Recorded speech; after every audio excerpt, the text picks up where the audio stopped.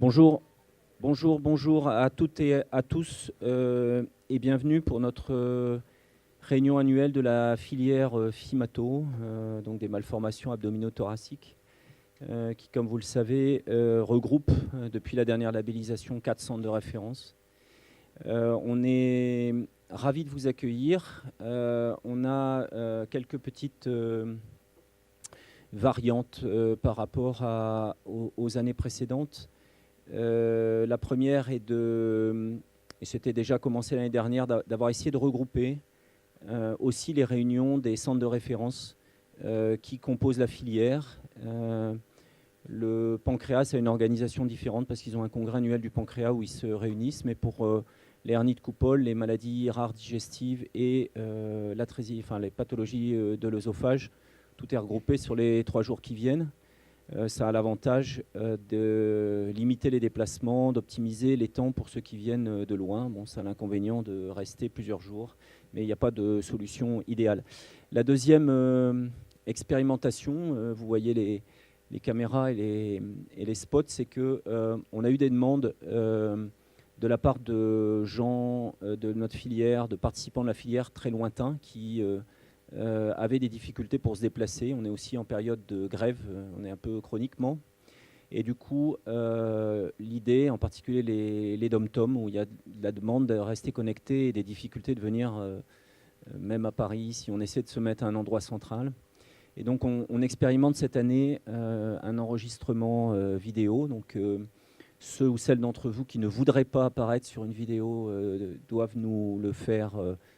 On a dû signer les choses ou Audrey peut compléter. Chaque personne, on demande à chaque personne de signer un droit à l'image. Donc il y a des fiches qui sont prévues Voilà. à cet Bon, effet. si vraiment vous ne voulez pas apparaître, on vous coupera, on vous floutera, enfin, le shadow, enfin, on vous couvrira, vous ferez comme vous voulez. L'idée étant qu'à la suite, ça ne sera pas du direct, qu'il y ait des petits segments de coupés par paragraphe et que ça soit accessible sur différents liens que Audrey vous explique. A priori, ce sera diffusé via notre site FIMATO, mais je pense qu'on vous enverra un mail en vous précisant les modalités pour vous connecter. Voilà, donc vous avez le programme devant les yeux. On va commencer pile poil à l'heure en accueillant Madame Licandro, qui est chargée de mission et qui probablement une des plus anciennes à la DGOS sur les maladies rares, puisqu'il y a eu finalement pas. Ça fait 3 ans, voilà. Elle nous accompagne avec grande efficacité. Elle est aux manettes pour les relabellisations, pour les filières. On a des réunions régulières de filières. Et donc, on lui a demandé, elle a accepté gentiment de nous faire un petit point de l'actualité qui bouge sur les filières et les maladies rares. Donc, grand merci d'être venu. Merci de nous permettre de présenter l'actualité des maladies rares vues du ministère, en tout cas. Pour passer les diapos, j'ai quelque chose. Merci. Donc, d'abord, les plans successifs, les plans maladies rares. Le premier plan, il date de 2004. Ça a vraiment constitué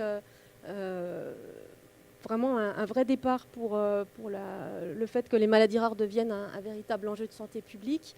Et puis, ce premier plan a permis la constitution, vous le savez, des 131 centres de référence maladies rares. Le deuxième plan, 2011-2016, a permis la structuration des filières. Aujourd'hui, les filières, c'est des structures qui sont acquises et dont les missions vont s'accroître dans le troisième plan maladies rares, actuellement en cours de finalisation. Monsieur Gautran. Voilà. Le troisième plan maladies rares s'inscrit dans un cadre qui est celui de la stratégie nationale de santé. Donc la stratégie nationale de santé, elle est issue d'un décret de la fin de l'année dernière. Et elle comporte quatre axes.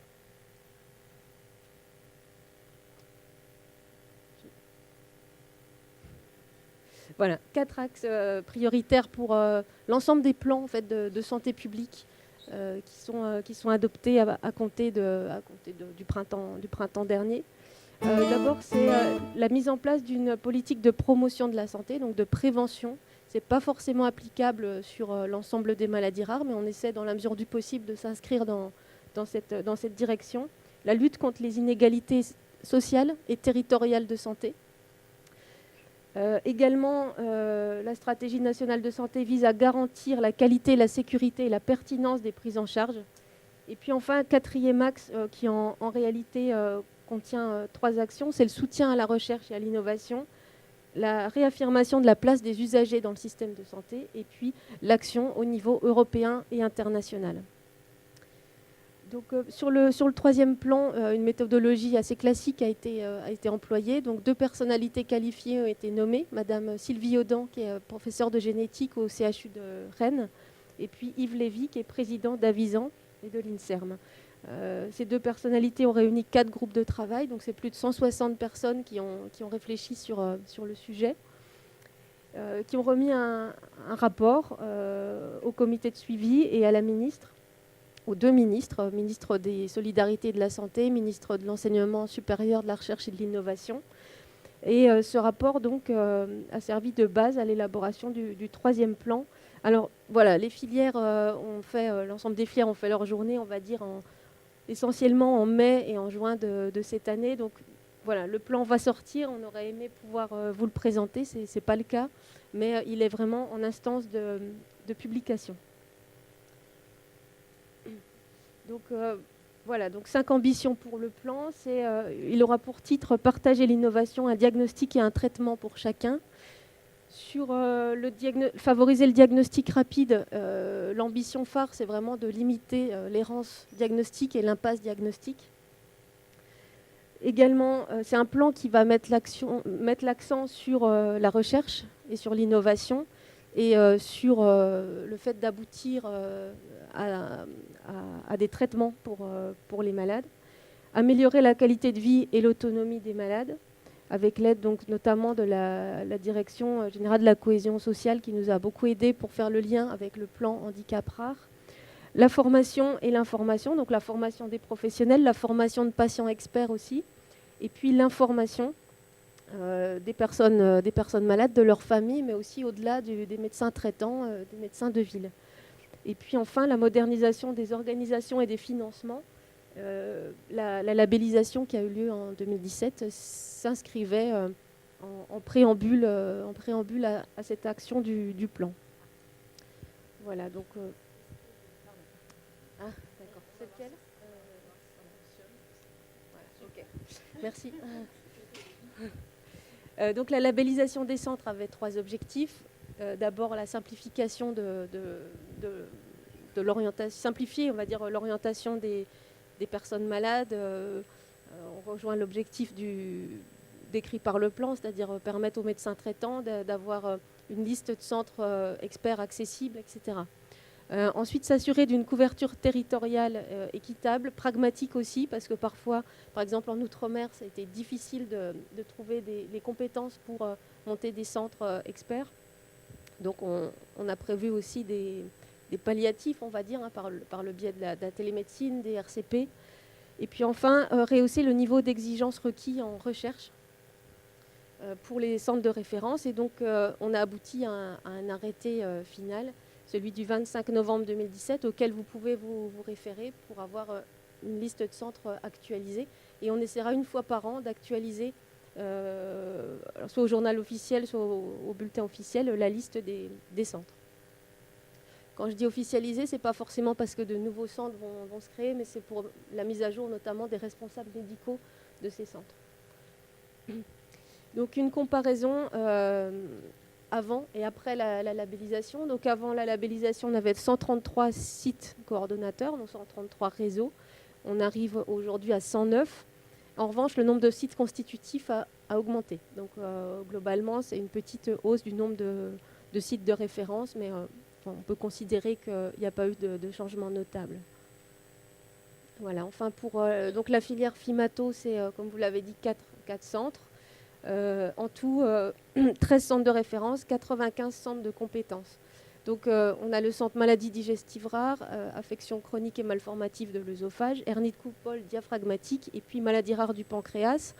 Les 3 premiers centres sont déjà dans le RN-RNICA et le dernier centre est appelé peut-être à le rejoindre. Là, c'est un comparatif entre filières du nombre de centres de référence. Donc on voit que la filière Fimato, ce n'est pas forcément la plus importante au niveau du nombre de centres, mais voilà, enfin, c'est une filière qui en soi fait sens. Je dis ça parce qu'en fait, on a un appel à projet pour les filières qui est à apparaître en 2018. Donc je laisserai la place éventuellement pour des questions. Mais l'idée, c'est de garder les périmètres actuels des filières, puisque globalement, ils fonctionnent. On avait souhaité un rapprochement des périmètres de certaines filières par rapport à ceux des ERN. Ce n'est pas forcément possible. En tout cas, certains ont développé des argumentaires qui mènent à souhaiter quand même une certaine continuité. Donc on va lancer un cahier des charges assez soft, on va dire, à l'automne, vraisemblablement. Et on vous invite bien évidemment à renouveler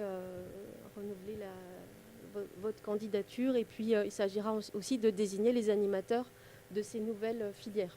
Le but, c'est de réasseoir vraiment la légitimité des filières par rapport au troisième plan qui va vraiment accroître, en tout cas approfondir leur mission, notamment pour ce qui concerne la recherche.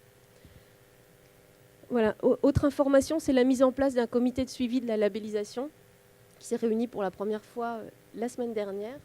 Et donc c'est un comité qui est composé de responsables de centres, de responsables de filières, de direction d'hôpitaux, de partenaires institutionnels, d'associations de patients notamment. Et il se réunira tous les 6 mois pour alors, plusieurs choses. Hein. D'abord, on va lui soumettre tous les textes qui sont amenés à être publiés. Donc l'appel à projet des filières, mais d'autres. Il aura vraiment un rôle d'avis consultatif sur les textes ayant trait aux maladies rares. Il va également avoir un grand rôle dans Pyramide, c'est-à-dire pour améliorer le rapport et puis aussi analyser les retours. Donc voilà, il va valider les données, il va identifier et analyser des situations particulières ou complexes qui auraient été identifiées. Et puis il va avoir aussi un regard sur la labellisation et son actualisation, c'est-à-dire par exemple valider les successions de responsables médicaux, ou alors si des associations par exemple font remonter un défaut de couverture territoriale ou une maladie qui ne serait pas couverte, alors il aura un rôle à jouer pour résoudre ce problème. Et la prochaine campagne de labellisation des centres, on a un petit peu de temps, aura lieu en 2022. Ensuite, je voulais vous parler aussi de l'ouverture de Pyramide pour cette année. Pyramide sera ouvert le 2 juillet pour une clôture le 10 septembre. Donc on a voulu éviter à tout prix la période de l'été et puis finalement ça n'a pas été possible. Donc on vous renouvelle nos excuses et puis l'année prochaine, normalement, ce sera mars. Mais ça fait 3 ans que je le dis, donc... Oui, c'est ça, ouais. Alors cette année, il y avait une bonne raison, mais... Ouais, je sais bien. Voilà, bon. Voilà, non, en fait, Pyramide a été repris par l'ATIH, enfin l'agence d'informatisation hospitalière, et on n'est plus du tout maître du calendrier, mais voilà, on a fait passer les consignes. Oui, alors, la bonne nouvelle, c'est qu'il y a très peu de changements par rapport à l'année dernière. Globalement, c'est les mêmes questions. 2-3 items qui ont été ajustés pour coller aux items de la BNDMR, mais sinon, les questions restent identiques. Et puis enfin, une nouvelle instruction relative aux filières et aux centres qui va se substituer à l'instruction du 11 janvier 2016 et aussi, je ne l'ai pas noté parce que vous êtes moins concernés, mais aux instructions qui existaient, qui avaient trait à la mucoviscidose, aux maladies hémorragiques constitutionnelles et à la sclérose latérale amyotrophique. Donc vraiment une seule instruction qui va reprendre des éléments inscrits dans le plan pour ce qui est des missions des filières, des centres, etc. Donc vraiment remettre de la cohérence dans les textes et simplifier. Alors, une petite diapo relative au financement pour vous expliquer comment a eu lieu la modélisation de l'enveloppe pour la MIG, la dotation MIG qui finance les centres de référence. Donc, en fait, on tend vers un recentrage ne plus financer la MIG en fonction de l'activité, mais plutôt en fonction de la coordination, mais on n'y est pas encore. Donc, c'est un travail qui va se poursuivre sur lequel le comité de suivi de la labellisation va se prononcer aussi. Et donc on a pour l'instant cette enveloppe de presque 88 millions, elle va être modélisée pour cette année de la façon suivante. Donc une part fixe. Donc vous avez dû recevoir, l'ARS a dû notifier les crédits à vos établissements. Une part fixe attribuée aux sites coordonnateurs et aux sites constitutifs, respectivement 120 000 et 100 000 euros. Et puis s'ajoute une part modulable pour les sites coordonnateurs selon le nombre de leurs sites constitutifs. Et ensuite, la part variable qui est attribuée toujours en fonction de l'activité déclarée pour l'année N-1. Donc c'est ce sujet-là notamment qu'on pourrait être amené à retoucher.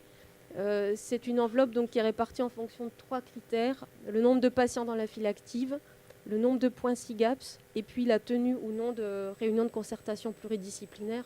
Voilà, donc c'est assez simple, c'est basique, mais bon, pour cette année, c'est quelque chose de satisfaisant et puis d'équitable.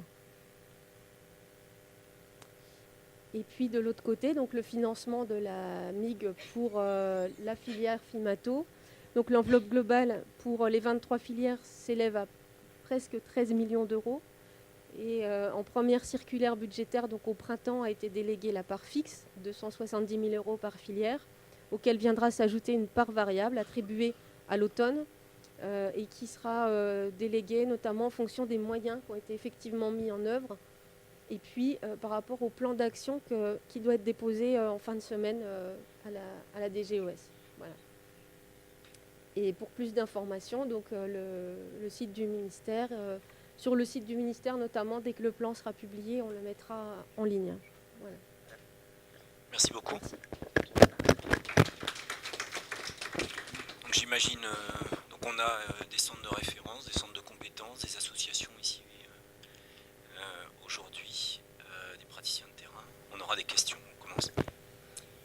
Bonjour et merci de votre intervention. Je vous ai un peu agressé sur l'été, mais c'est vrai que tous les ans on nous fait le coup et que comme vous n'êtes pas les seuls en plus, l'été finit par être un peu compliqué. Ma question c'est, est-ce qu'on peut imaginer labelliser des centres de compétences dans l'intervalle maintenant? Parce que par exemple on a des centres dans les dom-tom, nous qui sont partants, qu'on n'avait pas pu identifier avant la labellisation. Et comment on fait dans ce cas-là? Alors, comment on fait là-dessus, le comité de suivi, lors de sa première séance, n'a pas donné d'avis formel. Enfin, est-ce que oui, non, ça relève de sa compétence? Nous, on pense que oui. Et qu'en tout cas, il faut qu'on lui soumette des dossiers, en fait, et puis cette idée-là. Alors, est-ce qu'il va restreindre le fait de labelliser des nouveaux centres, par exemple à l'outre-mer, parce que voilà, on veut développer des centres en outre-mer. Est-ce qu'il va accepter de créer la création de nouveaux centres de compétences France entière? Tout ça, je ne sais pas, mais on n'aura la réponse que si certains déposent de nouveaux dossiers, en fait, hein, parce que on n'a pas de doctrine, en tout cas, nous.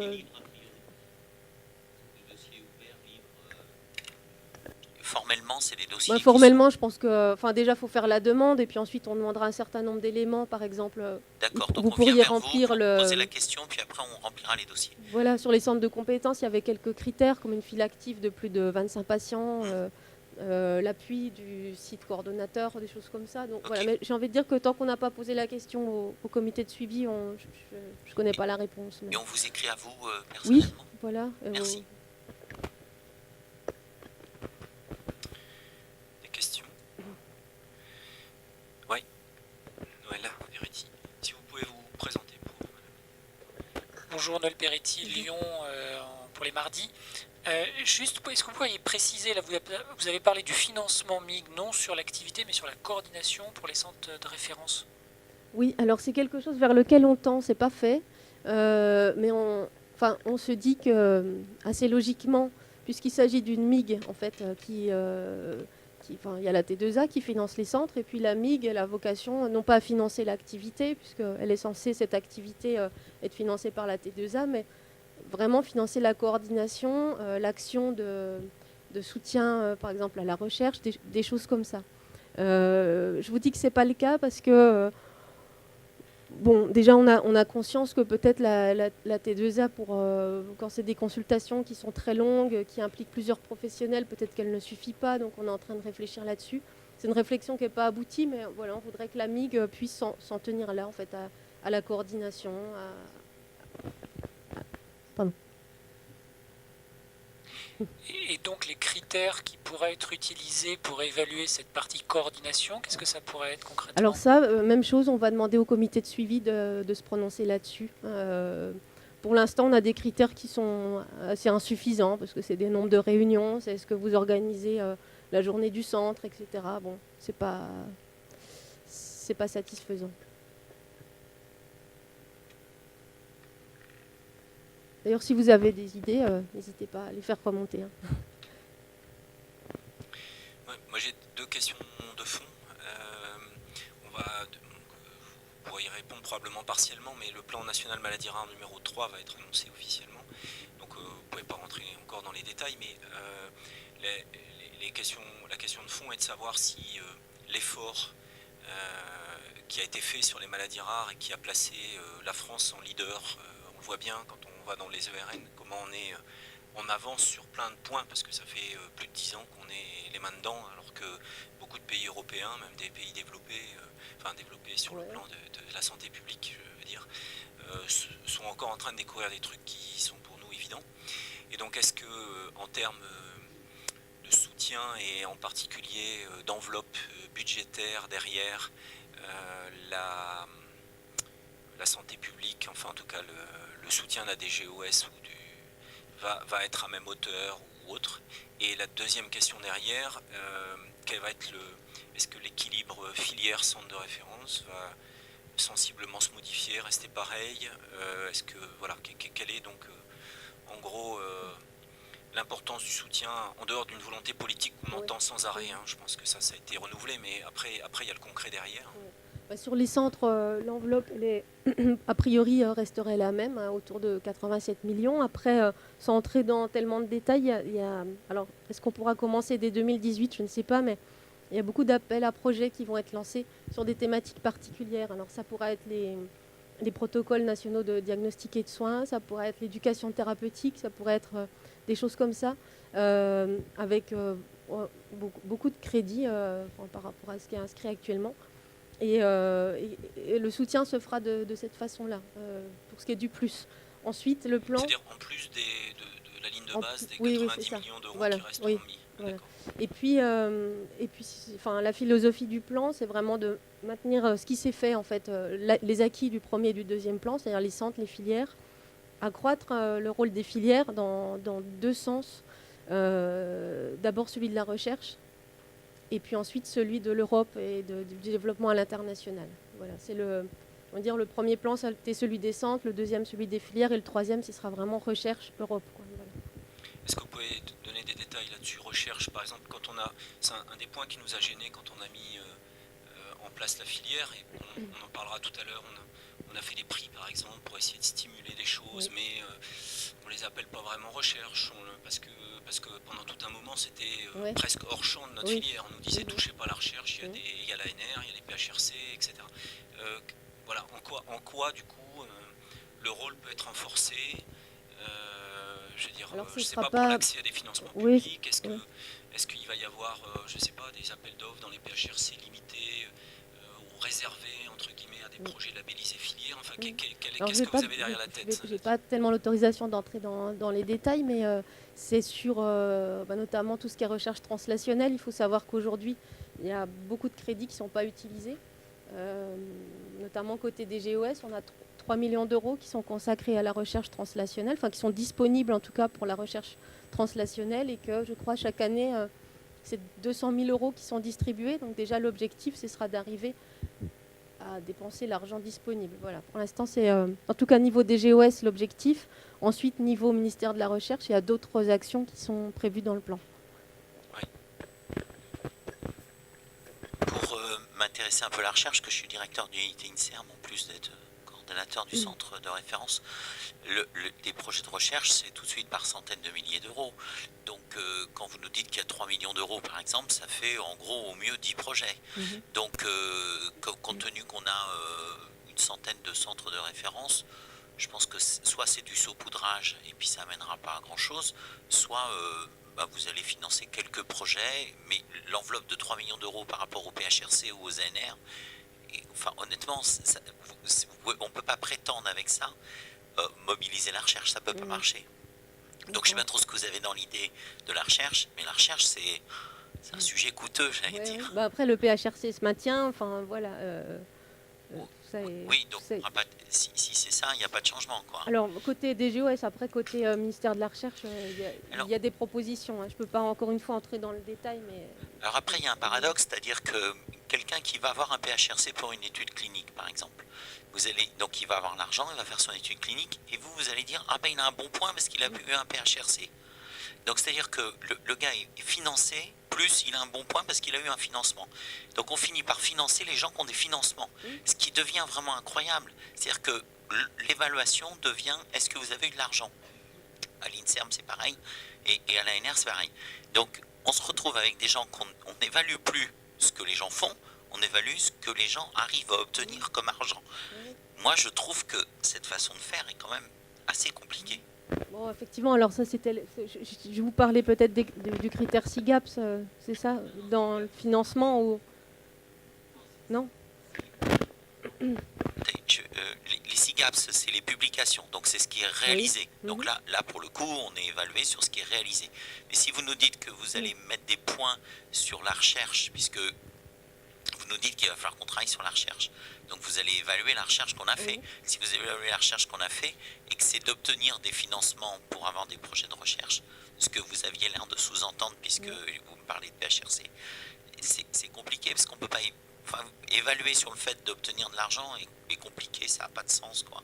Alors toute la partie recherche, notamment du rapport pyramide, mais peut-être au-delà, je ne sais pas, sera réécrite par le ministère de la Recherche, justement, qui trouve qu'on n'a pas forcément les bons indicateurs actuellement. Donc, je ne sais pas ce qu'ils préparent, enfin, mais il y a une réflexion dans ce sens-là.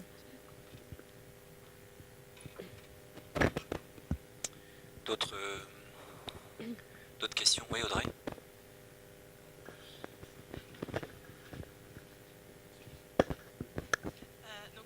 Je ne sais pas si vous m'entendez. Oui. Donc moi j'ai une question qui m'a été posée par pas mal de centres de référence et puis notamment par nos centres de compétences en Outre-mer. Ils souhaiteraient que la filière les aide à développer les RCP. Et donc il y a des logiciels qui existent. On avait l'an dernier été missionné par l'ASIP Santé pour répondre à une enquête, un état des lieux des systèmes qui existaient déjà. Qu'en est-il et comment on doit orienter nos centres, vers quelle société est-ce qu'on a un rôle, quel est notre rôle? Alors nous, au ministère, c'est vrai qu'on pour l'instant on fait des réponses d'attente, on va dire, pour plusieurs raisons. Hein. Il y a des filières qui sont passées outre, hein, qui ont commencé à travailler avec notamment CISRA en Rhône-Alpes, avec le staff aussi, certaines. Bon. Nous, l'idée, c'est on attend encore certaines étapes de validation, mais l'idée, ce serait de faire une instruction avec un cahier des charges qui permette d'avoir un outil simple, ergonomique, etc. Ça pourrait être l'un de ces deux-là. Et alors, on sait que CISRA bloque les demandes actuellement. Ils ne répondent plus aux requêtes des filières. Donc ils attendent, je pense, la publication de cette instruction. Et là, j'ai vu, c'est vrai que les RCP sont notés dans le cadre du financement, sont pris en compte. Oui, c'est très paradoxal. Voilà, et donc du coup, on est vraiment gêné de. Oui, donc cette instruction, elle est vraiment. Je sais que Madame Courrèges et la DGOS. Donc qu'est-ce que vous nous conseillez? Est-ce qu'on fait appel à une société privée comme le staff ou est-ce qu'on attend? Est-ce que c'est quelques mois d'attente ou est-ce que ça peut prendre plus longtemps? Vous ne savez pas. Non. Non, mais je vois bien le problème. Je pense, Après, sur... je sais pas. Là, c'est sur le bureau de la directrice d'offre de soins. CISRA, c'était un outil qui convenait un outil qui est gratuit, au plus grand nombre, en tout cas. C'était intéressant, mais a priori, c'est une petite équipe. Ils sont 3, 4. Oui, en fait, je pense qu'ils attendent des financements des GOS et nous, pour financer, il faut qu'on ait des garanties.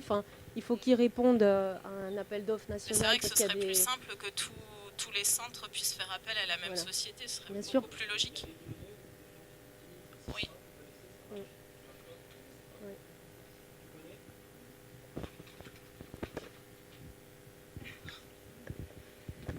Donc moi je suis chargée de mission pour Fimato. Je suis basée à Lyon et il y a une autre filière de santé maladie rare, FAI2A, qui l'utilise depuis un petit moment. Ça marche assez bien. En tout cas ils en sont contents. C'est eux qui ont fait un peu la promo au sein de l'interfilière en fait. Et donc moi je me suis renseignée auprès de CISRA et ils m'ont dit que pour l'instant on ne pouvait rien faire. C'était en stand-by jusqu'à au moins septembre. Donc voilà où j'en suis, mais en tout cas l'outil est assez ergonomique apparemment. Il y a des messageries sécurisées, c'est tout en ligne, donc c'est pas un logiciel à installer, c'est assez pratique. Donc voilà. Non, alors pour l'instant c'était gratuit, en tout cas. Là, C'est une ARS, l'ARS de Rhône-Alpes. GCS, Ouais. GCS. Oui. Mais par contre, alors la personne m'a indiqué que ça serait peut-être en forfait plus tard. Pour l'instant, c'était gratuit, Mhm. mais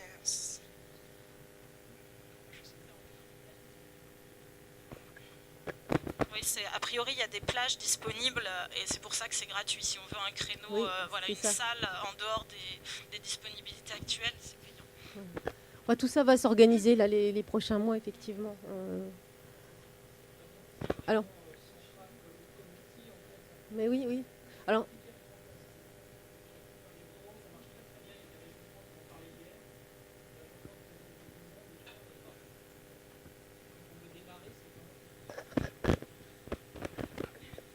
Alors voilà, peut-être ne pas aller vers un autre outil pour 2-3 mois. Enfin bon, c'est difficile à lire. Mais c'est évident que ce sujet des RCP est d'actualité.